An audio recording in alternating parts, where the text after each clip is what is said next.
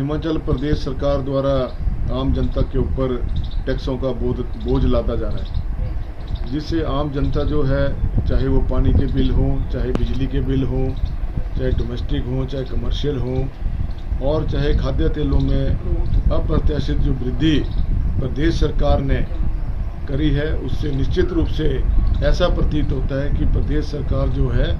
बहुत बड़े आर्थिक तंगहाली की ओर बढ़ गई है, जिसके कारण वो आम जनता का खून चूसने में लगी है। जो सरकार व्यवस्था परिवर्तन की बात करती थी, गरीबों के हिमायती होने की बात करती थी, कर्मचारियों के हिमायती होने की बात करती थी, बेरोजगारों के हिमायती होने की बात करती थी, आज वो सामने आ रहा है। इसमें जैसे जो एपीएल के जो लोग हैं, जिनको जो आटा 10 रुपये मिलता था,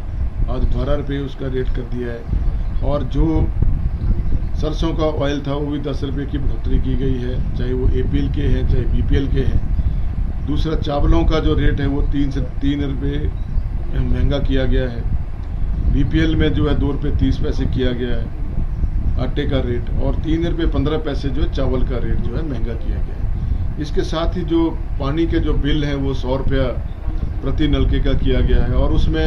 जो छुपे हुए जो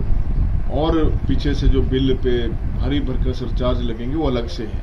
जो नोटिफिकेशन में पूरी तरह से इंगित करता है कि आम जनता के ऊपर एक बहुत बड़ा आर्थिक बोझ पड़ने जा रहा है। कहाँ तो सरकार को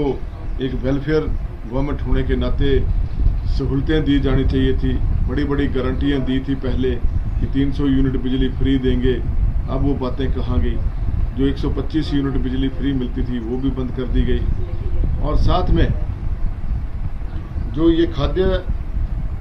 तेलों में जो अप्रत्याशित वृद्धि की गई है वो भी एक जनता के साथ अन्याय हुआ है, गरीब लोगों के साथ। क्योंकि अभी पिछले हफ्ते ही मैंने एक समाचार पत्रों में खबर छापी थी कि जो हमारे ये सिविल सप्लाई विभाग में जो तेल की जो आमद है, जो तेल का जो आयात हो रहा है वो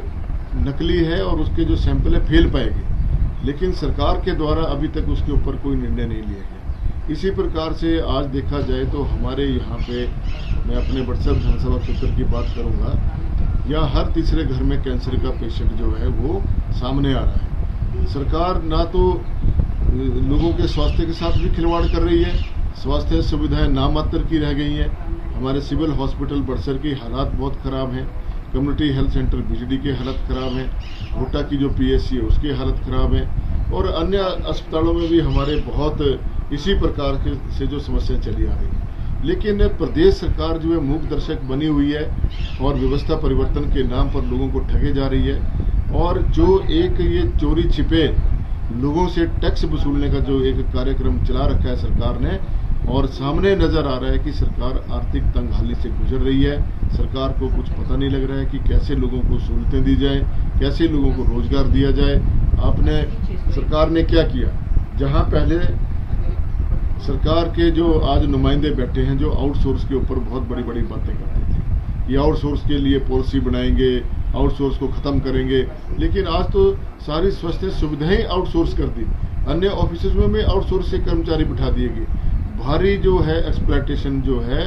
वो बच्चों के साथ किया जा रहा है, बेरोजगार युवाओं के साथ किया जा रहा है। बेरोजगारों के लिए नौकरियां नहीं है, और पढ़े लिखे बच्चों को आउटसोर्स में धकेला जा रहा है। अपने चहेतों की कंपनियां बनाकर उनको टेंडर दिए जा रहे हैं, जिसकी वजह से आज बच्चे परेशान हैं और आम जनता परेशान है। सरकार के पास आज भी लगभग 1 लाख के आसपास विभागों में पद जो खाली पड़े हुए हैं, और पिछले 2 वर्ष होने जा रहे हैं सरकार को,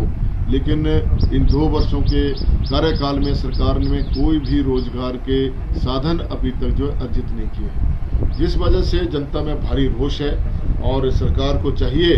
कि वो एक सोशल वेलफेयर के नाते, वेलफेयर सरकार होने के नाते जनता के बारे में सोचे। बेवजह के टैक्स लगाकर छिपे हुए रास्तों से, चोर दरवाजे से जो आप रेट बढ़ाए जा रहे हैं, चाहे बिजली के हैं, चाहे पानी के हैं, चाहे वो खाद्य उत्पादों के हैं, उससे निश्चित तौर पे जनता के ऊपर भारी बोझ पड़ रहा है। और यदि सरकार ने इन रेटों को सस्ता नहीं किया तो इसके ऊपर आने वाले समय में एक बहुत बड़ा जन आंदोलन किया जाएगा, और सरकार की जो वास्तविकता है वो जनता के सामने लाई जाएगी। धन्यवाद।